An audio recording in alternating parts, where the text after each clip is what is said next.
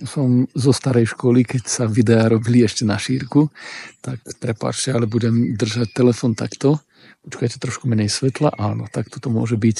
Takže dnes pred chvíľou som sa dozvedel o tom, že kapucínska rodina na Slovensku má nového pána biskupa. Chcem vás teda pozvať k sledovaniu jedného filmu, ktorý som robil pred časom. Bolo to o katedrále ozbrojených silách ozbrojených zborov Slovenskej republiky, ktorá je v Krásňanoch. Bol som pozvaný, a to sú už roky, aby som zachytil všetko, odkedy tam bolo nič. To znamená veľká nula, obyčajné parkovisko.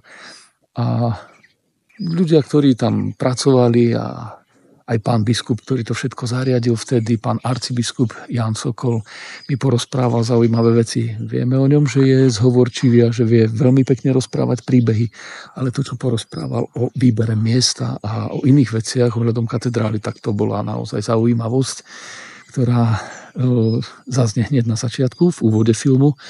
No a potom ľudia, ktorí sa tam pričinili o to, aby ten krásny stánok vznikol a tak ďalej. Veľmi pekný film, mne teda osobne sa veľmi páči.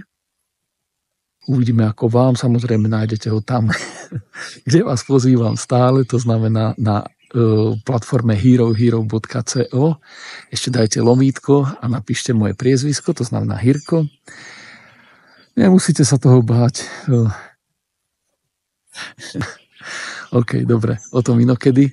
Takže poďte, všetky filmy, ku ktorým som vás pozýval, sú tam ich nájdete a takisto aj tento, volá sa Katedrála, dole, alebo hore, alebo niekde okolo tohto videa nájdete odkaz, tak smelo do toho.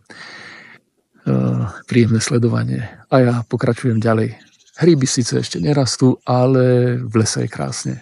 Ahoj. Aby sa pochopilo to, čo budem hovoriť, musí ten človek, ktorý bude to čítať alebo pozerať a počúvať, mať vieru. Lebo neveriaci jednoducho povie, no to bola náhoda, že tento kostol stojí tu, kde stojí. Nie, to bolo riadenie Božie. Náhoda neexistuje. Pán Boh to tak riadil.